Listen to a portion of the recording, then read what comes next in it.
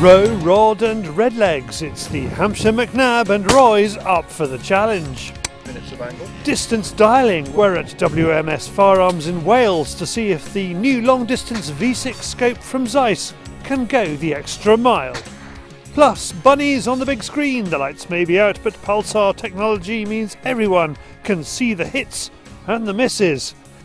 And we have a competition. You can win a portable Gamesafe. We have news. We have hunting YouTube. Welcome to Fieldsports Britain.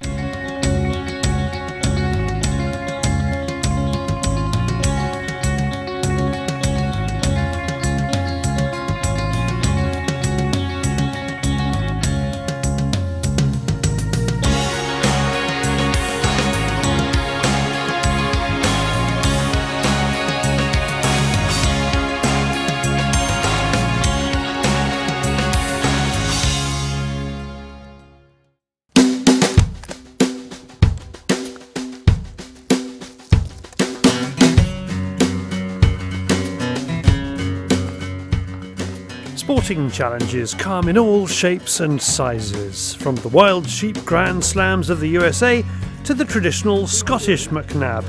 But there is nothing stopping people with shooting and fishing opportunities, offering all kinds of colourful ways to deliver the goods under pressure. We're going to get around, don't panic. Postman's here. I shouldn't have said that.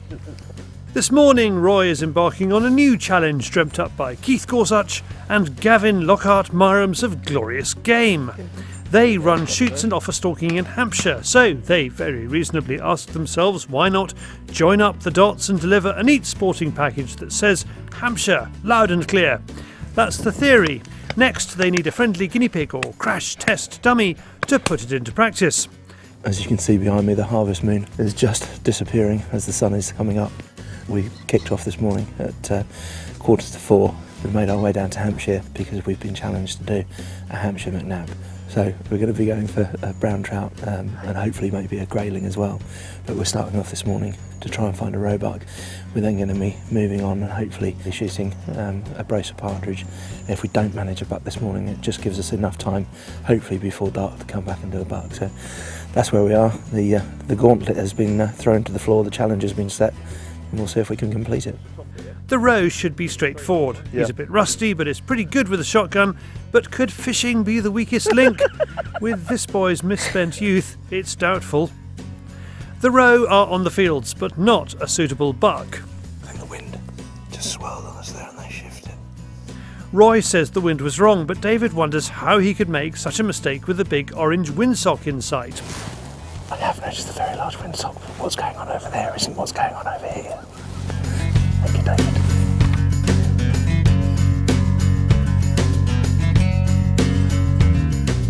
The bit that I thought was going to go quite simply just isn't yet. Oh dear, our roe time has run out. Roy now needs to join a shooting party for one of their drives. He hopes to bag a brace of partridge. I've done very little shooting at all this year, so any help will be very useful. Stick it in front of the bird, pull the trigger and keep it. Thank you, mate. We've joined a group of guns now, and we're tucking in with them on the estate for part of the partridge shooting. We've got some lovely topography here, so hopefully it will show some very, very good birds. It's mainly partridge. Obviously we're now into the beginning of the pheasant season, so if there are a few decent pheasants, then we may pick one as well. But as I say, it's if we get some presentation off these hills, it should be absolutely phenomenal shooting.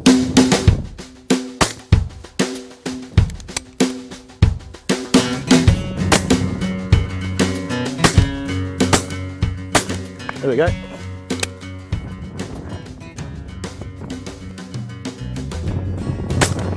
There we go. Very good, sir. Very much. Thank you very much. No, that was superb sport. Thank you for that. We've completed the partridge side of it anyway now, so that's good. First one down, and now hopefully we shall go and find ourselves possibly a brown trout and hopefully grayling. I've never caught a grayling before, so that would be an extra bonus as well. Roy shoots well and gets 3 brace. He's still in the running, but needs to head to the River Compton to meet our guide, who will try his best to get Roy his brownie. Instead of what the main people do is come up to the river and try and cast straight across and actually end up spooking half the fish in there. Yeah. Exactly that. So, but that's good. So you're getting a bit of a handle on the rod. Excellent. A little bit softer on that forecast. A little bit softer on the forecast. A couple there.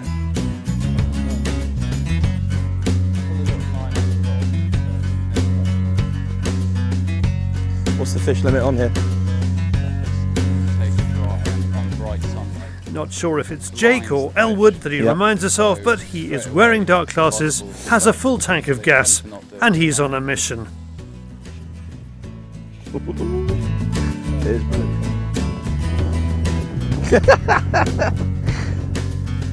His first take is a rainbow. Brilliant. Okay, not the species that we're after, but a superb bit of fun to start with. So obviously a beautiful rainbow trout, and I've not fly fished for a long time, but it is just superb. While Roy casts, we find out more about the Hampshire Macnab in all its different guises depending on season. So what we wanted to do, David, is get people to put their phones down and get out into the countryside, and with access to some really iconic Hampshire sporting estates, thought a roebuck, a trout, and some partridge would be a great way to celebrate all the things that Hampshire's got to offer. So you can adapt this, so even if it's outside the partridge and pheasant season, it could be pigeons. Mm-hmm. Yeah, absolutely. We do some great pigeon shooting. Bar a couple of months of the year, we've got estates where pigeon needs to be shot, so we'll put a pigeon in there and perhaps go for a brownie in the middle of the season and look for a munty perhaps. So you're right. So we want to be as flexible as possible, but make it nice and difficult. Roy has already missed out on the roebuck this morning, so yeah, we like the fact that it's up the ante. Yeah, well, good. Well, let's make it harder and harder. We'll come back next year and we'll make it even more difficult, and maybe he could do a roebuck and a muntjac and all three species of fish, and and a couple of pigeons. So you just tell us what you need and we'll make it as hard as possible for Roy. Thank you very much. After 4 hours, Roy has 2 rainbow to his name and we need to return to the roe stalking. It's going to be tight. That's the end of the fishing stint, and yeah, just thank you very much, gentlemen. That was absolutely superb. Just beautiful bit of water there. Really enjoyed that. But I was just dreaming of a grayling. But there we go. Yeah, I'll certainly take you up on that one, most definitely. But yeah, now we'll head back and see if we can find a buck to finish off the challenge.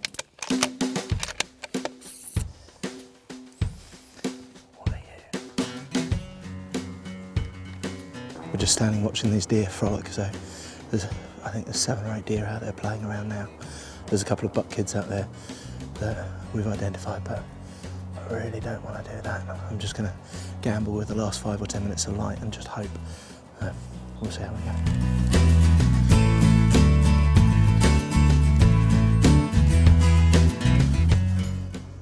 Roy decides to gamble and stay in an area where we saw a buck this morning.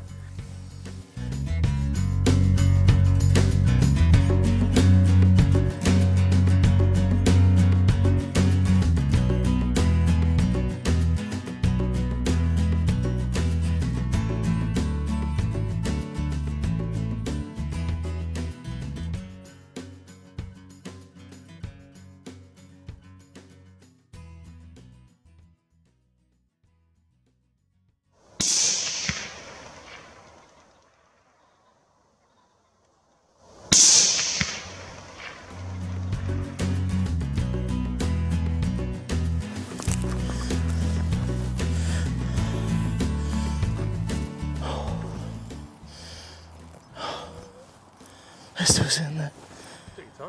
It took my time, man. Again, the 11th hour. Gee whiz. Oh man, my heart is going. I didn't think we were going to get up on him then. With the hill and the height of the bipod there, I just couldn't get over the top of the stubble, so I had to crawl and crawl and crawl. And we got into 190 metres there, and luckily he just presented a beautiful shot. Again, the light is fading on us, but we actually managed it. I don't believe we finally did it. I got to that stage where I was just thinking that it's not going to happen, it's not going to happen, it's not going to happen, and then away we went. So yeah, phenomenal. Yeah, that was just such a brilliant challenge. Superb fun. I mean, yeah. Oh man, that really got my heart going on that one. It's been a long time since one buck has meant so much. Brilliant. Thank you very much for that, mate. That was Success. superb. Brilliant. That was absolutely phenomenal. Flashlight as well. I know. We were just on it. Brilliant. Thank you, mate.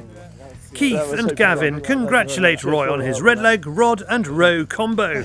He's completed the challenge if we accept a rainbow instead of a brownie. It's a great effort and excellent sport.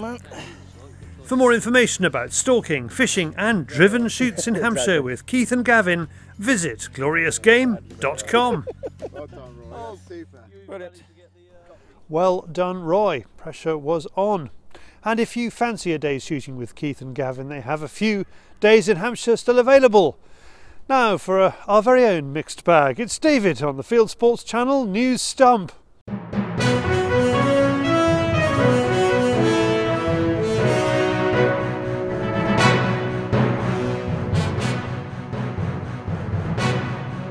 This is Fieldsports Channel News. A project to teach children how to shoot game has been inundated by requests for sessions with schools. Since its launch in the summer, the Game Changer initiative run by Basque's Taste of Game and the Food Teacher Centre has signed up with more than 200 British schools. For more, visit basque.org.uk. One of Exmoor's top shoots is on the market. For offers in excess of 6.75 million, the Chargot shoot is owned by Bettis Hall, which runs it as a high-quality commercial shoot. It employs 5 full-time gamekeepers alongside other staff. The agent is Knight Frank. Big cats do roam the British countryside. A lynx has escaped from a zoo in Wales. Called Lilith, named after the goddess of destruction, the Eurasian lynx is twice the size of a domestic cat. Staying with felines, and in Kansas, a shooter in a high seat had a close encounter with a bobcat. Joseph Sumpter was waiting out for a whitetail when the big cat came to look at him. He reckons the cat was attracted by the deer antlers he tied to his treat stand. As soon as it saw him, it moved off. And finally, there's been a rise in vampire killing kits at auction in the US. As Halloween fever sweeps the UK, American gunwriter Chris Eager points to the trend of taking poor quality 19th century pistols, adding crucifixes, stakes and a nice box, and selling them at auction as authentic. Boxes such as these have been sold for up to £5,000 in the US to wannabe Van Helsings. You are now up to date with Fieldsports Channel News. Stalking the stories, fishing for facts. Thank you, David. Now you can win a portable Gamesafe thanks to GameSafeProducts.com. Here it is in action. It is priced at £34.99 and all you need to do is write the word Gamesafe in the comments below this film on YouTube or Facebook or our website. We will draw the winner before the end of November. Next up, Zeiss has released a long-range version of its new V6 scope. They asked the shooting industry along to Wales to try it out under the watchful eye of Andrew Venables. Take the brightest and perhaps most adjustable glass in its class and bring it somewhere where brightness and adjustability is essential.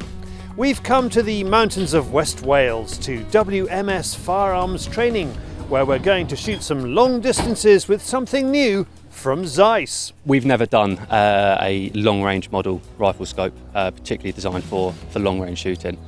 So for us with the Zeiss, this is the first long-range rifle scope that we have made. With the 18 times, there's 103 minutes of angle.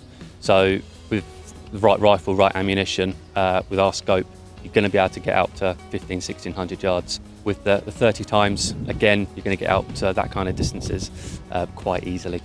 It comes with ASV, so it comes with top turrets and the windage as well, but no illumination. The V6 hunting model does come with an illumination. The recommended retailer price of about £1,600. There's nothing really on the market that can compete with our optic quality with the FL coated glass, 92% light transmission, so conditions like this are perfect to showcase that off.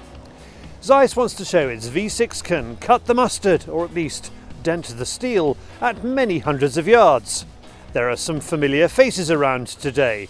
One of them is Paul Childerley having a chat with today's host and WMS firearms instructor, Andrew Venables. What's the plan of today? It's an interesting one. When they came to us with the V6 long range project, and we're thinking, okay, well, we've got to step things out in terms of range, but also the person buying the scope might want to use it for deer stalking as well. Yeah. So we're going to do a mix. We're going to initially just get people having a look at the scope, zooming in and out, playing around and shooting a couple of groups on some of the rifles at 100 metres. Yeah, a bit confidence basically. Yeah, straightforward confidence stuff. So we're going to go from the close range 100 metre bit in the shed to times 10. Just straight out to the max. Well, straight out. Well, why not? You know, it's either going to work or it won't. You know. Yeah. So we'll get out to 1,000 metres. We'll be offering people prone shooting or shooting from the benches. Yeah. Which will be a thorough test of everything. What's going to be the main test of the scope? Obviously, elevation at distance. Do you think that's? It's clarity of picture. Yeah. Obviously vital, because if you can't see it, you can't shoot at it. Yeah.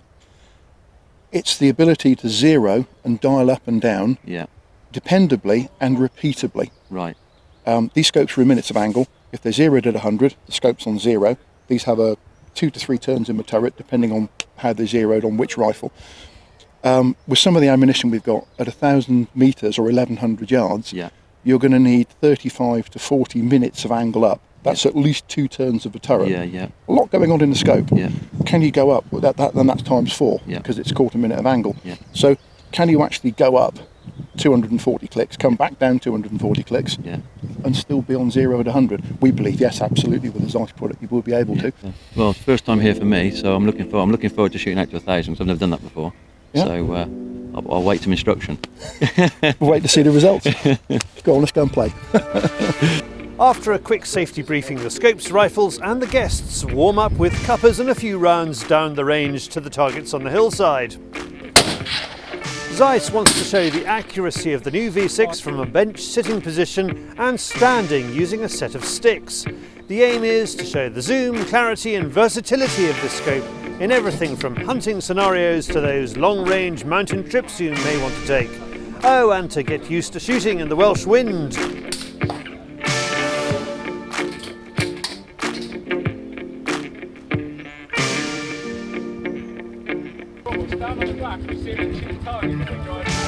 Now it's time really to put the V6 and the shooters to the test.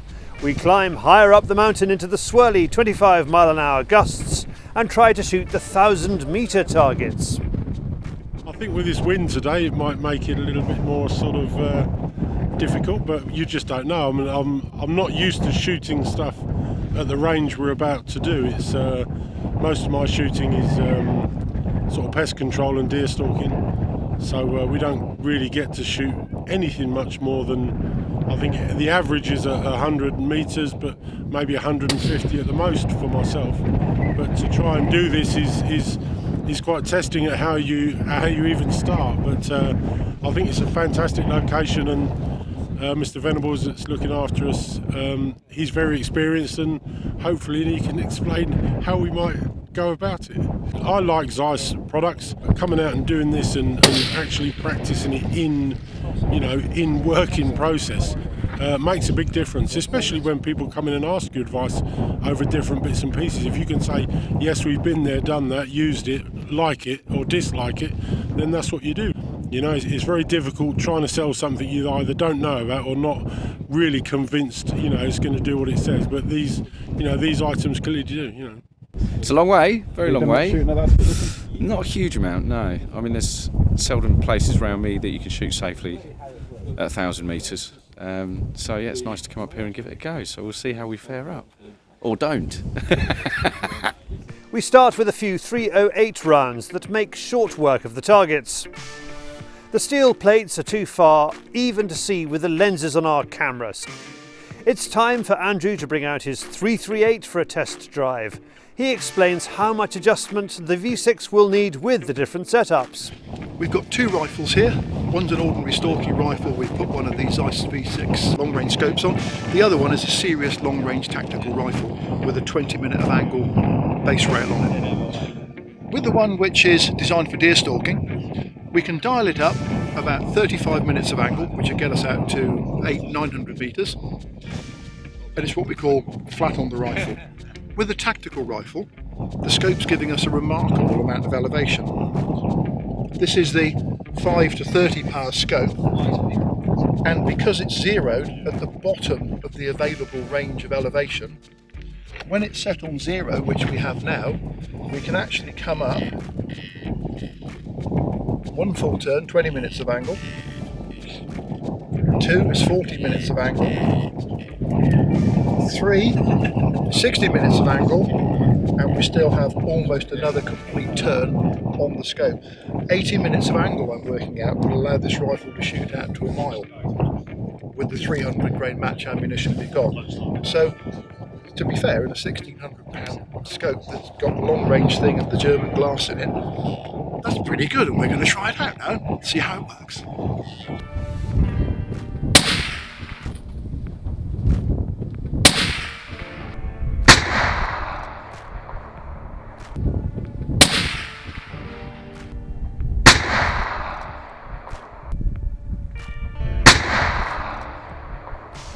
She only shot rimfire for today, so.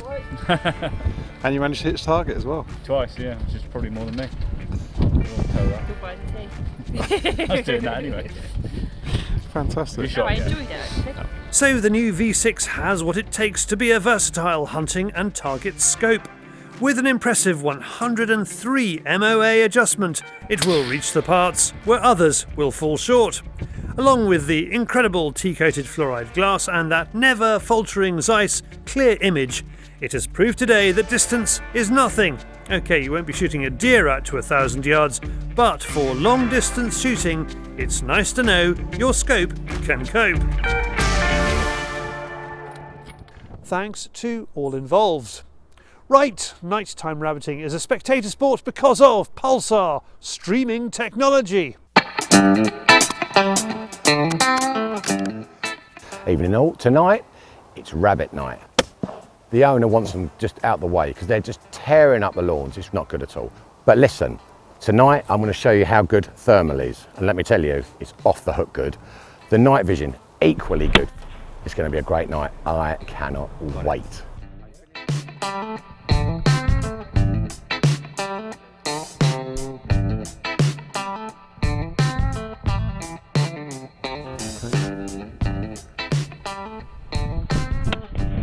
This is faultless. I've got James out there in the back there, and he's on the thermal. And the great thing about it is, he was just saying to us a minute ago, oh, look at this, look at this. And we're like, well, we can't see. And he's like, oh, of course, the stream vision. So you look at his phone, and there it is. And he was recording the whole thing. It is fantastic. So stream vision on these things is just outrageous. The downside of stream vision is when I'm aiming at a rabbit, and this is a bit between you and I, when I was aiming at a rabbit, and I thought, lovely, this is a nice little shot. And they're looking at my phone, looking at what I can see, and I miss, yeah. Because they don't mention it much, do they? But yeah, of course, that's the downside of stream vision, yeah. It shows you misses as well. So it'd be interesting to see all these hunters that are out there all the time, I never miss. We'll get one of these with stream vision, and yeah, we'll see, shall we?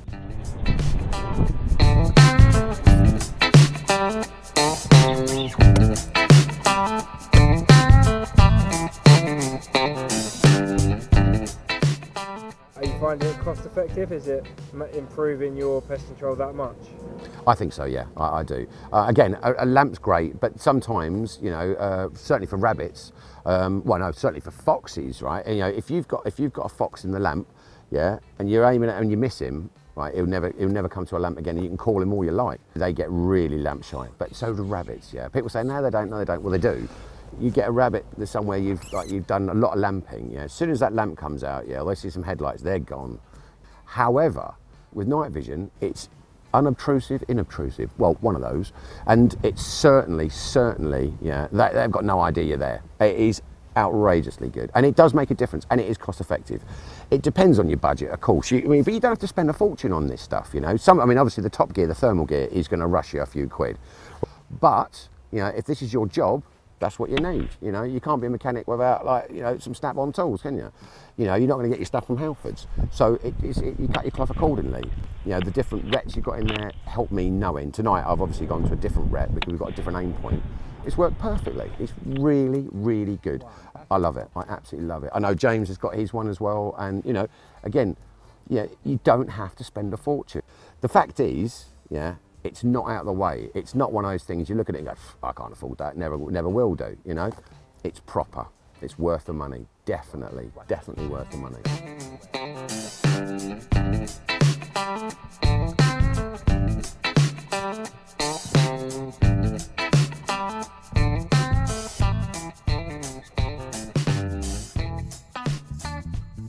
Well, tonight has been a brilliant night. We've had a really good time, had a good laugh. The stream vision has been outrageously good. James was driving the truck, as you saw. We had the stream vision just on the front, so everything that he saw, we saw. Fantastic, yeah. Bunch of rabbits, all nicely dispatched. It's been a brilliant night. I'm never going to be without night vision, there's no two ways about it. It's renewed my vigour for night shooting because, say, years ago when we used to do it with lamp over and over, it's okay, but this is the way forward. This is the only way to do it. Thank you, Roger. Now from rabbits in Essex to the wider world of hunting and shooting on YouTube, it is Hunting YouTube.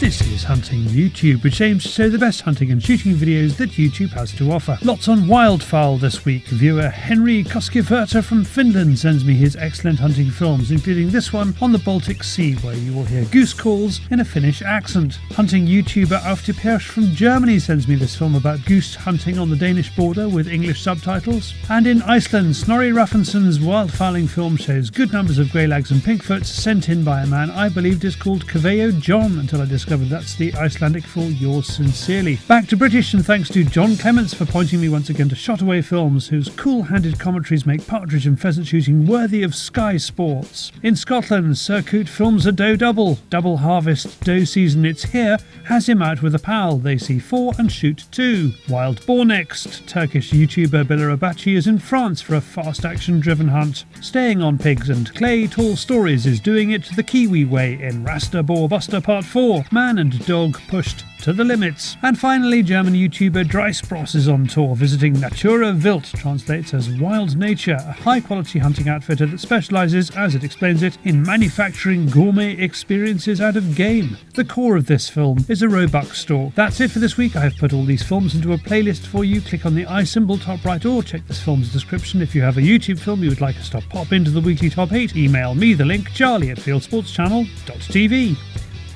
Well, that's it for this week. If you haven't done so already, pop over to our website, fieldsportschannel.tv. You can click like us on Facebook, you can follow us on Twitter, you can subscribe to us on YouTube, or best of all, you can pop your email address into our register page and we'll contact you about this show. Fieldsports Britain, it's out 7 PM UK time every Wednesday, and this has been Fieldsports Britain. Good hunting, good shooting, good fishing, and goodbye.